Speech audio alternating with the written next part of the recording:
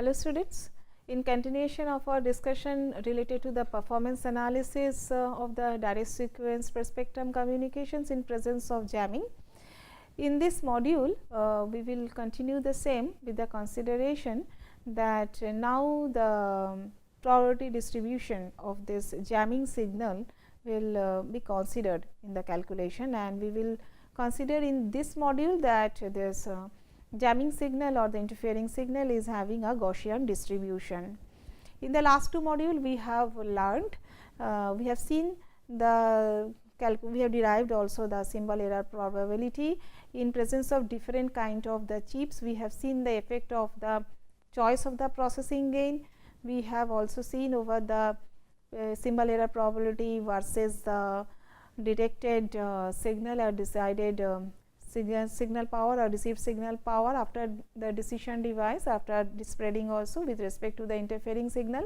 We plotted and we could see actually that when the what was the effect of will be the effect of if the tone jamming is exactly on the center frequency of our interest, and it is having actually a small it is present on the another tone frequency which is close to the center frequency of our interest. But we did not consider anything on the distribution function of the signal. So, now with the understanding of the PS that we have derived, we will slowly proceed towards the considering, we will proceed and we will revisit all those symbol error probability calculation in presence of the Gaussian distribution of the interfering signal. Refer the same block diagram that we have referred in the last two. So, we are now I am not going in detail. We understand that the received signal is modeled as a combination of the transmitted intended signal, the interfering signal and the noise signal. The match filter here at the front end of the receiver is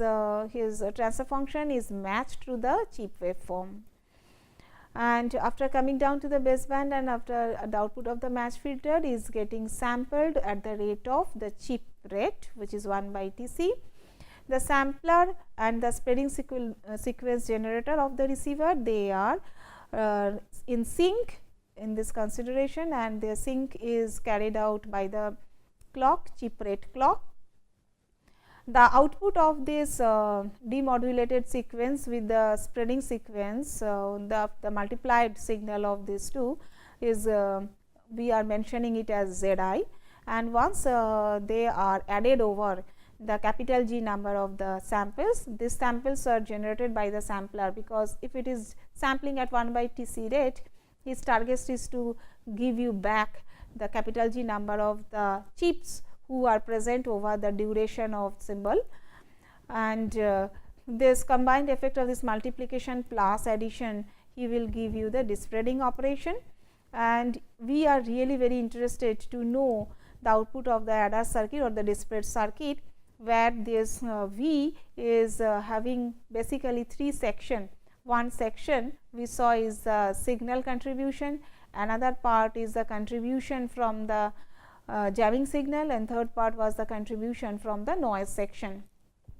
And we were keenly interested that we understand that the noise as well as the jamming as well as the noise signal both are of random nature, and as they are having the randomness and they are basically determining the value of this V, the statistical property, they are defining the statistical property of V, I mean the mean and the variance of V is largely dependent upon all of them, and hence the decision VR probability calculation at the output of the decision device we carried out, where our whole discussion is ending up. And with this understanding we will proceed again in this module. So, we are talking about a Gaussian interference now. So, Gaussian interference can be defined like this. It is an interference that approximates a zero mean stationary Gaussian process, and IT will be symbolized for this Gaussian interference in our analysis in this module. And we also consider the same and assumption, we will continue with the same assumption that we have done in the last two module. The consideration was that transmission frequency of interest or FC is definitely much larger than the chip rate. So, that actually we can omit all the higher frequency terms, and we understand that this J I, we saw this expression of this interfering signal at the input of this adder. So, J I is a part like this. We saw that input of the adder in the last block diagram. We saw the input of this adder was given by Z I, and Z I had 3 parts. One is my S I, another is my J I, and the last one was my N I for the ith chip. So, this J I expression we have seen earlier, that J I can be expressed as I t multiplied by the locally generated this psi t minus I t c. Cos 2 pi f c t was contributed from the front end of the receiver, which synchronized it and brought it down to the baseband. So, fundamentally the contribution of the J I over a one chip interval will be given by this. And our target is what? Our target is to now replace the IT, replace the computation, replace the IT by this consideration of the Gaussian interference. We consider that now this IT is a Gaussian interferer, and if this is psi t is definitely the cheap waveform of our consideration. And then if we are trying to compute now the J I square, then definitely you have to compute the relative autocorrelation of this Gaussian interference I t. If I try to compute that, the expression would look like this 1.44. If I try to compute the variance of this Z I square, finally I will boil down here, and then inside that this R j T 1 minus T 2 is coming, because there is an I square t, which is basically the autocorrelation of this Gaussian interference coming into picture in this derivation. And this autocorrelation, the expression for this autocorrelation we will see in the next slide. But finally, see this value of this expected value of the J I square, which is the variance, he is not affecting on the, he has no contribution, it is not dependent at all on the index I. See in the 1.44 right hand side, there is no presence of small I. So, the variance will be basically, if I now talk about the output of this adder, where the V is residing, and where actually V 1 will be the corresponding portion of the jamming section inside the V. So, J I is mapping to this V 1 in the V section, where V 1 is actually that this variance of the ith chip, and that is getting added up, I mean added up over the G number of the samples. If this is the, that is the situation happening at the output of the adder. Then as this I is J I is not dependent on I, that means variance we are calculating for each and every I sample, they are independent. So, I can add up the variance. So, finally, we will end up with the G times the variance of this contributed by this expected value of the J I square. So, finally, 1.45 boils down to 1.46. Now, we know that G V, the processing gain, is given by T s by T c, and we assume again first that the psi t is a rectangular chip waveform. We also substitute that T 1 minus T 2 and is equal to tau, and capital S will be T 1 plus T 2. So, here actually this substitution will be by tau, and capital G we understand that will be given by T s by T c. And the psi t, now we will continue with rectangular chip waveform, and another parameter is coming called as small s. We will be giving the T 1 plus T 2 value. And this transformation, the Jacobian of this transformation is equal to 2, and if we try to evaluate the integration of resulting integrals of this total coming from 1.44, if I try to substitute the value and if I try to do the integration, then this 1.46 will turn down. I mean, if I do G into this whole integration and if I try to solve it, it will come down to this point. Remember that I told that this is a autocorrelation section of contributed by the interfering signal, and there is a triangular waveform coming into picture associated to it, which will is a function of this T1 minus T2, the difference between the time delay between the two pulses involved in this autocorrelation process, and Tc is the chip duration.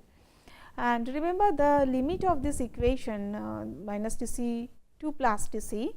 it can be extended to plus minus infinity also, because this integration is all the integrand is they are truncated already. Now,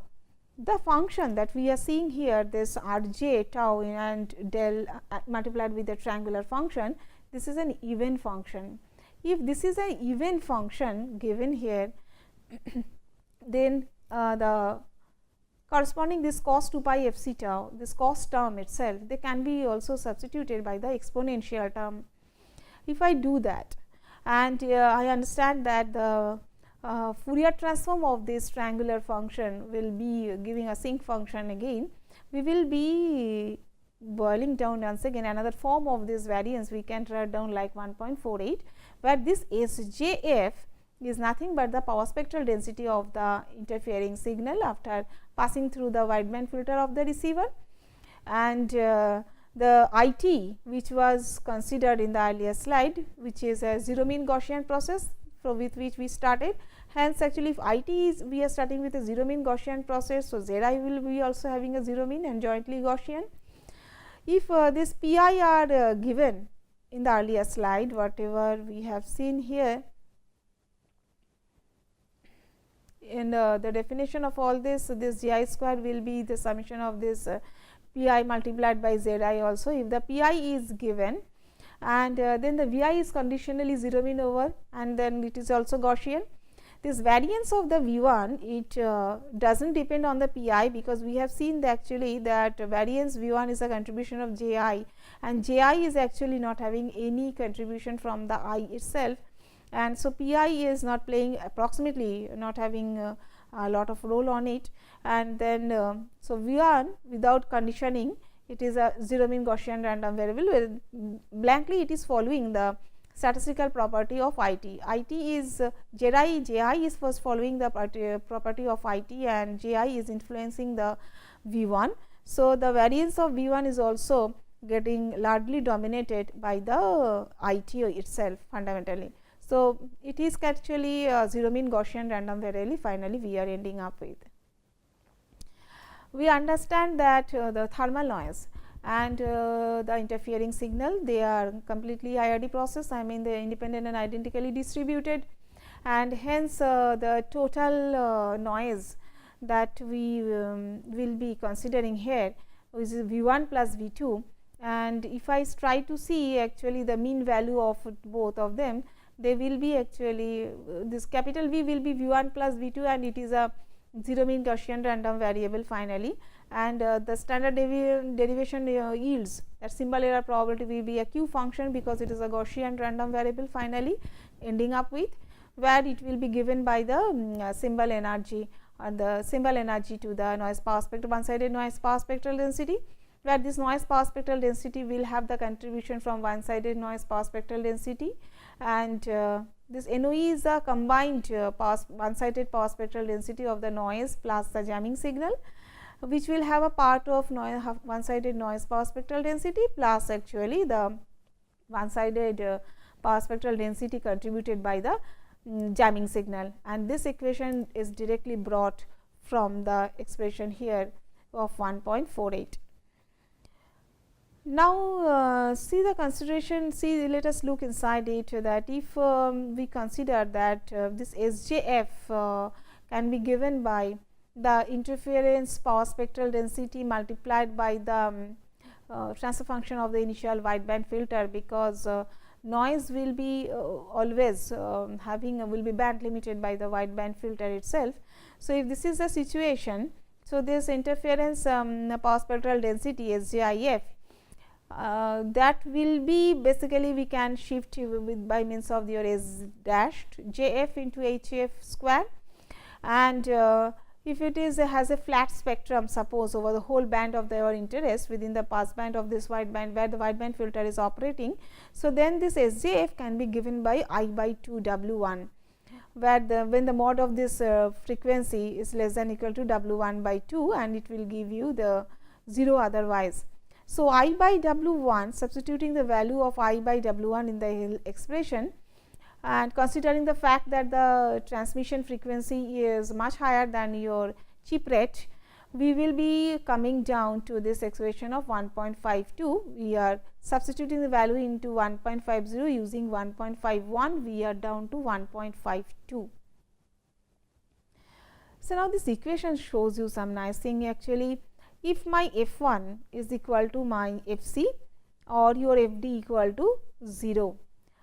So, then actually meaning is that they are now the coupled with some narrow bandwidth coupled with a narrow bandwidth increases narrow bandwidth, and then it will keep on increasing the impact of the interference power. So, question is actually if we are having a exactly coinciding interference on the intended transmission frequency, that is why your Fd is equal to 0, the first situation that we have considered.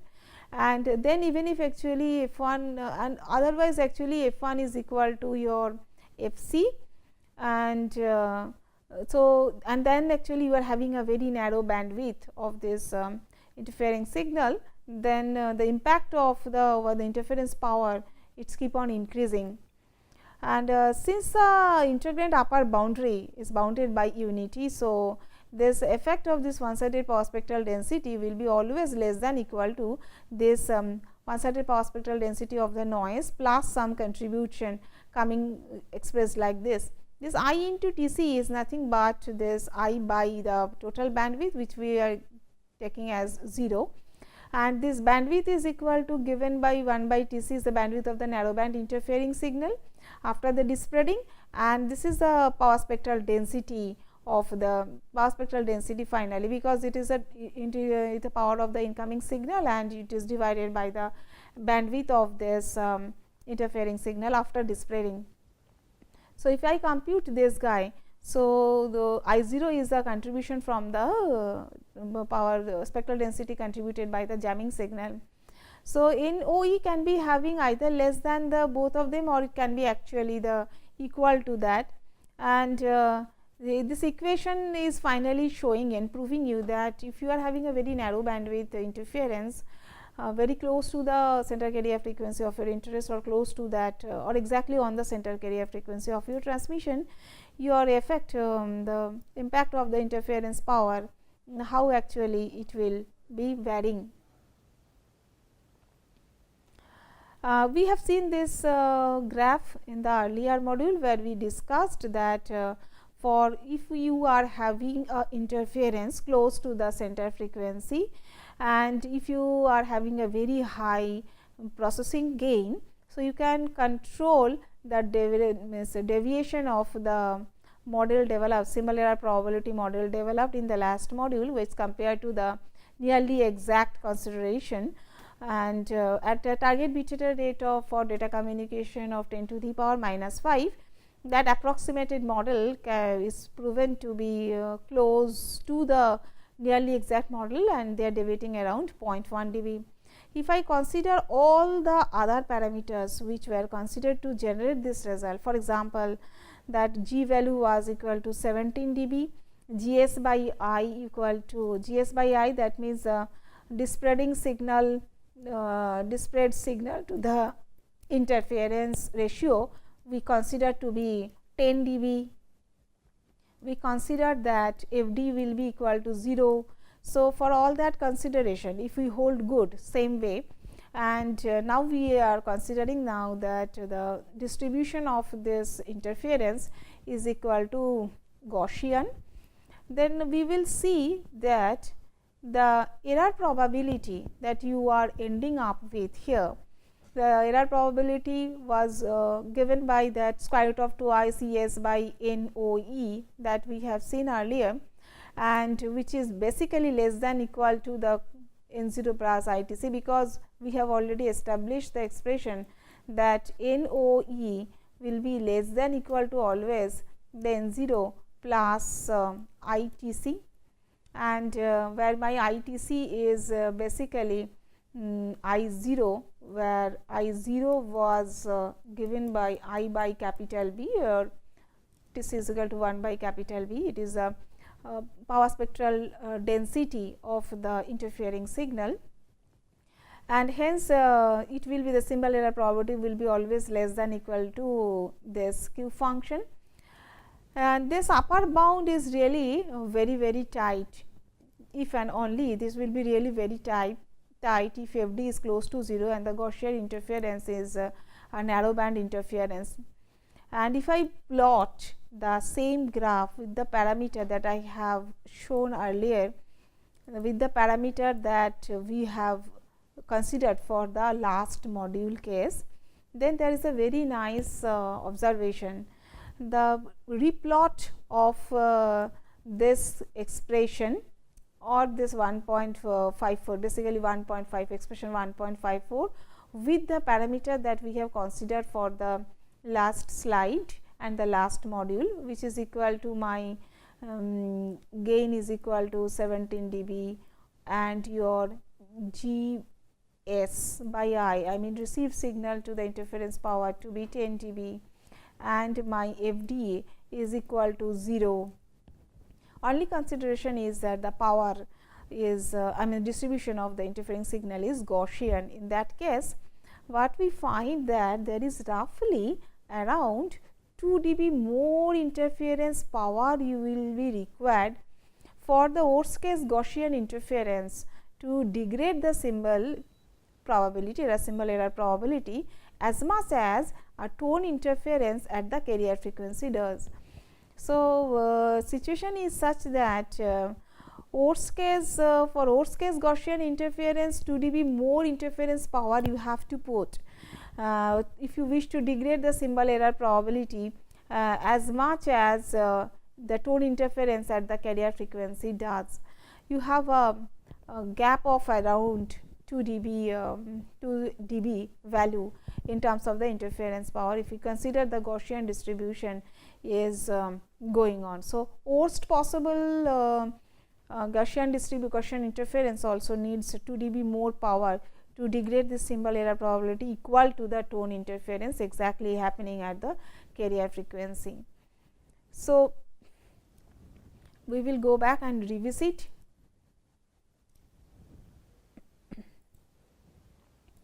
We will go back and revisit the whole equation and the target what we have tried to do in this module. We thought that we will do the analysis for a Gaussian interference.